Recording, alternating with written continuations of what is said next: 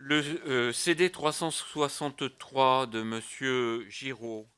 Oui, merci Président. Bien, il s'agit d'un sujet qui concerne les communautés autochtones, mais montagnardes, que Chantal Berthelot connaît bien aussi par ailleurs. Euh, tu connais toutes les populations autochtones. Non, en fait, le sujet est très sérieux puisqu'il s'agit d'une problématique qui est une problématique d'irrigation dans les zones de montagne.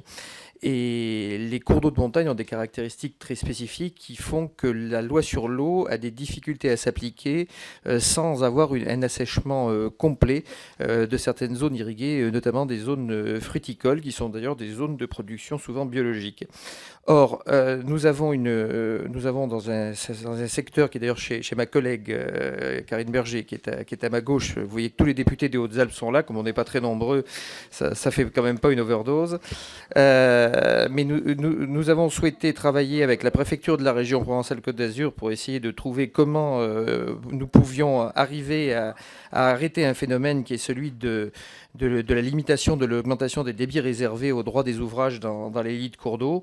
Et nous vous proposons donc un amendement qui, je le rappelle, est conforme à la loi montagne et à l'article 174 du traité de Lisbonne relatif à la montagne, mais qui surtout est conforme à une convention que la France a traduite en droit français, qu'il s'agit de la Convention alpine, et qui a été traduite en droit français avant le vote de la loi sur l'eau, mais qui pour autant n'a pas été prise en compte dans la loi sur l'eau, alors même que les protocoles de la Convention alpine portaient justement sur de possibles aménagements d'un certain nombre de textes pour les zones de montagne.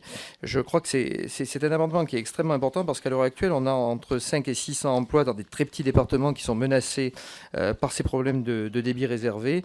Et nous faisons cette démarche tous les deux. Karine a elle-même déposé un amendement avec un collègue de votre commission un peu plus loin qui étend cette possibilité à l'ensemble des zones méditerranéennes. Mais nous avons déposé cet amendement parce qu'on est au bord de la faillite d'un certain nombre d'exploitations dans ce département qui n'a déjà pas énormément d'emplois. Merci, Madame le rapporteur. Oui, alors, je ne pense pas que l'on puisse faire et traiter nos concitoyens sur le territoire métropolitain différemment les uns des autres. Et donc, il y a des débits réservés qui sont... Ben non, bien sûr. Il y a des débits réservés que nous demande la loi sur l'eau. Et je crois qu'on ne peut pas aller justement encore dans des débits réservés plus faibles parce que sinon chaque cas sera un cas particulier. Donc voilà, je suis défavorable à cet amendement.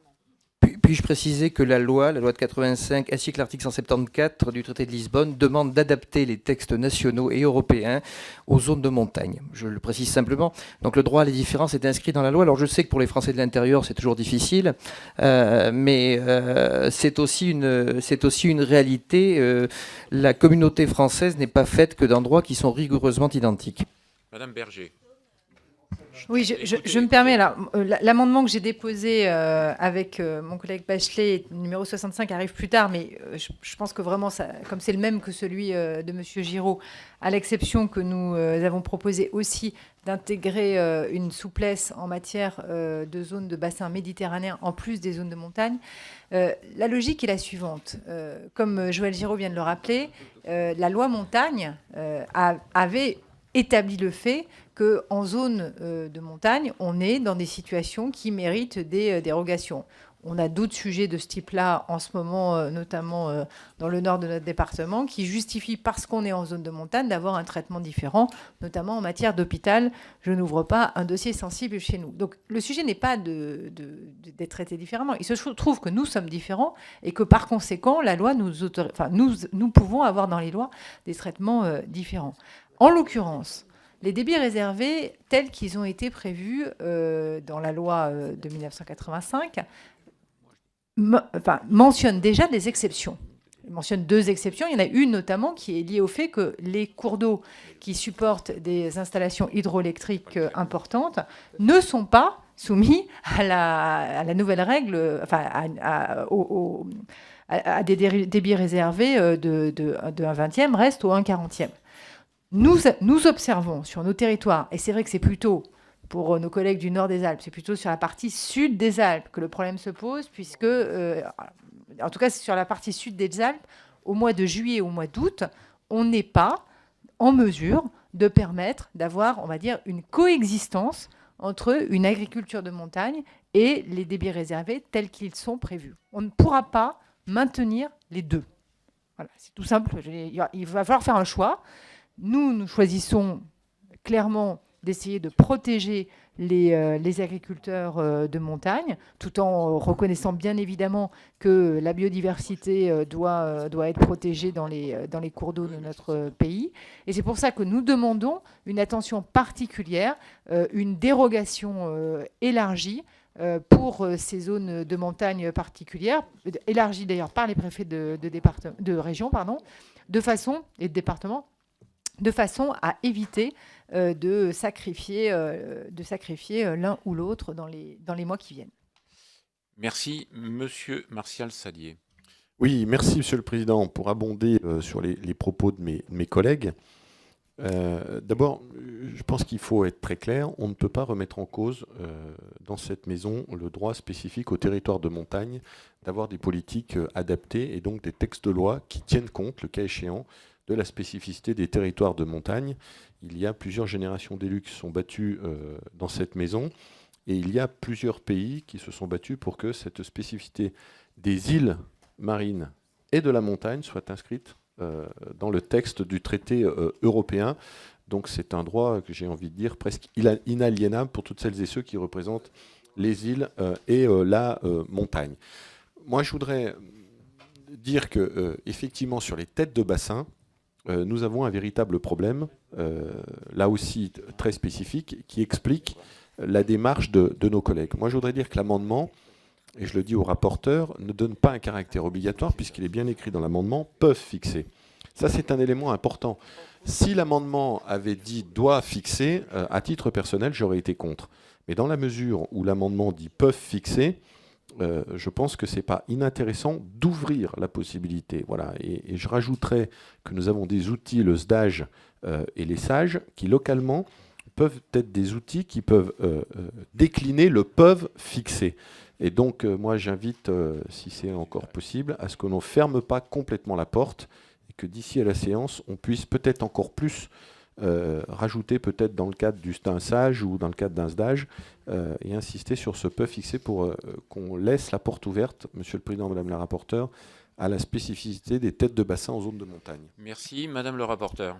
Oui, alors moi j'entends vos arguments et donc je comprends votre problématique. Donc je ne suis pas du tout défavorable au fait d'ouvrir ce débat comme vous venez de le dire, chers collègues. Le gouvernement n'est pas là aujourd'hui, mais il y aura lieu de débattre, de travailler en amont avant la séance, parce qu'il faut définir aussi les usages auxquels est destinée cette dérogation, entre guillemets. Donc moi, à titre personnel, je suis prête à dire, eh bien, regardons ce qui se passe, ne mettons pas en difficulté un certain nombre d'agriculteurs qui ont besoin d'eau. Donc voilà, je ne peux pas mieux dire. Je me tournerai volontiers vers le gouvernement pour leur demander de travailler sur ce sujet-là. Je sais que c'est un sujet qui vous tient à cœur et qui, effectivement, mérite d'être travaillé. Donc moi, je n'y suis pas opposée, mais je crois qu'il faut, avant et en amont, avant d'adopter tout cela, faire un travail extrêmement précis sur le sujet. Voilà ce que je peux vous dire. Donc, comment faire ? Eh bien, peut-être, je me tourne vers Monsieur le Président, demander à Madame la Ministre tout à l'heure de créer un groupe de travail sur le sujet. Joël Giraud. Oui, merci. Bon, effectivement, je conçois qu'on puisse retravailler l'ensemble de ces amendements, je le conçois tout à fait. Marcel Sadier l'a dit tout à l'heure, mais je le reprécise, hein, c'est un droit, ce n'est pas un droit qui est inscrit dans un texte, c'est une possibilité de faire, c'est complètement différent. Et de toute façon, c'est soumis à une instruction qui est une instruction par les services de l'État. Donc, ça n'est pas quelque chose qui arrive, je dirais, comme un cheveu sur la soupe.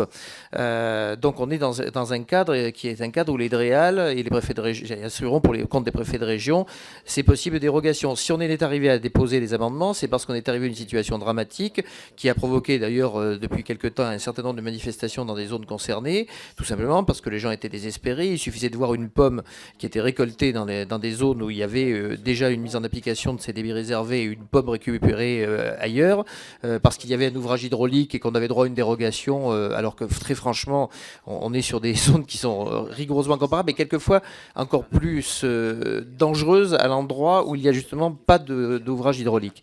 Donc, dangereuse pour la ressource en eau, s'entend. Hein. Donc, je pense que, bon, deux choses l'une. Soit on demande effectivement à la ministre de faire un groupe de travail sur ce sujet, et elle s'exprime, je ne sais pas si elle viendra en séance de nuit de notre commission. Sinon, on peut également passer au vote sur cet amendement voilà, parce qu'il me semble aussi qu'il n'est pas créateur d'un droit qui est à ce point dangereux pour la ressource en eau. Bien au contraire, il est surtout, à l'heure actuelle, on a un danger imminent qui commence en ce moment, puisque les choses soient très claires, d'assèchement de zones irriguées qui ne peuvent plus faire face simplement à leurs obligations. Et les préfets, ils font ce qu'ils peuvent, bien évidemment, dans l'épaisseur du trait. Au-delà de l'épaisseur du trait, ils n'ont pas le droit. Alors, ce que je vous propose, c'est de mettre au vote cet amendement, mais je pense qu'il sera important pour la séance qu'il y ait une concertation avec les services du ministère pour apporter certaines modifications donc, à la rédaction de cet article, si vous en êtes d'accord. Voilà. Donc je vous propose de voter le CD 363, qui est pour, qui est contre, il est adopté. Merci.